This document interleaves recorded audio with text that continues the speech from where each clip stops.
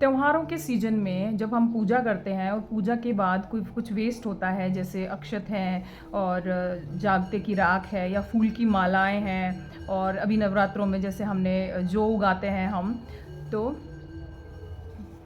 जौ के जो जुआरे होते हैं वो सब पूजा के बाद ये जितना भी सामग्री होती है, इसमें क्या करते हैं ना लोग कि तालाबों में डाले आते हैं, मंदिरों में डाले आते हैं या फिर नदियों में डाले आते हैं। तो होता क्या है ना कि इससे सब गंदा हो जाता है, नदियों में वो चीज़ें डिज़ोल्व नहीं होती, वहाँ पे वो जो जानवर हैं वो परेशान होते हैं, और पेड़ पौधे हैं वहाँ पे भी वो एक साथ इकट्ठा हो जाता है तो सड़ने लगता है। कई बार तो मैं देखती हूँ कि रोड के किनारे ही ऐसे हालात रहते हैं कि वहाँ से स्मेल आती है बहुत ज़्यादा, टाइम पे वो चीज़ उठती नहीं है वहाँ पे। और बेसिकली सबसे बड़ी बात है कि जिस चीज़ को हम 9 दिन इतनी श्रद्धा से पूजते हैं, हाथ जोड़ते हैं, नतमस्तक होते हैं, उस चीज़ को हम ऐसे ही किसी भी बिना भाव के ऐसे कैसे फेंक सकते हैं।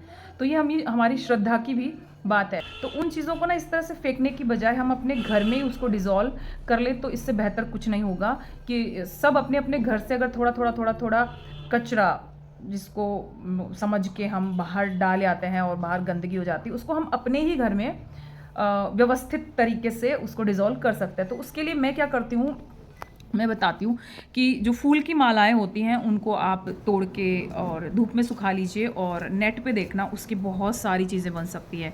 धूप की बत्ती बन सकती है, और उससे फेस पैक बन सकता है, और भी कई चीज़ें बन सकती है। तो मैं तो सोच रही हूँ या तो फेस पैक बनाऊँगी या फिर धूप की बत्ती बनाऊँगी। तो मैंने अपने जो मालाएँ हैं वो सुखा ली हैं।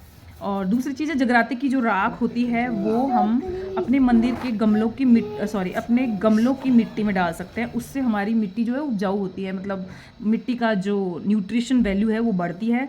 तो क्यों इसको हम, कोई ना, सबके घरों में एक आधा गमला तो होता ही है, तो रोज़ पूजा के बाद जो जागता बचता है उसको हम गमलों में डाल सकते हैं। मैंने तो अपने ज्वारे अपनी बालकनी में रखे हैं, आप चाहें तो काट कर किसी गाय को खिला दें, या फिर अपने बालकनी में उनको सजा लें, और जितने दिन वो लगे रहेंगे उतने दिन लगे रहेंगे, फिर अपने आप ही वो जो है जल जाते हैं, और उसकी मिट्टी को आप निकाल कर अपने ही किसी गमले में रख लें। तो इस तरह से ये हांडी है मेरी पिछले साल की नवरात्रों में खाली हुई है, तो इसमें मैंने ये अजवाइन उगा रखी है और इसमें थोड़ी सी मिट्टी और डाल दी है, और ये है इस साल का, तो इसमें भी मैं कुछ धनिया या कुछ उगा दूँगी।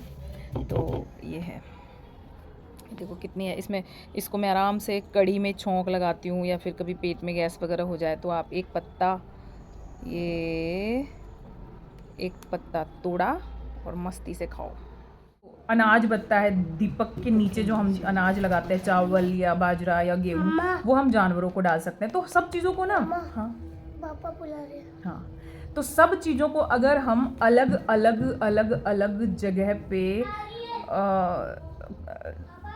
व्यवस्थित कर देते हैं ना, तो गंदगी नहीं होगी, और हमारी पूजा सामग्री जो हम बड़े प्रेम भाव से हमने जिसको पूजा है वो सही जगह पे चली जाएगी। तो जिस प्रकृति को हम पूज रहे हैं, ये उसके लिए एक अच्छे भाव से उसको संभालने की बात है। कोई गंदगी भी नहीं होगी, और हमारी जो श्रद्धा है उसका भी मजाक नहीं बनेगा।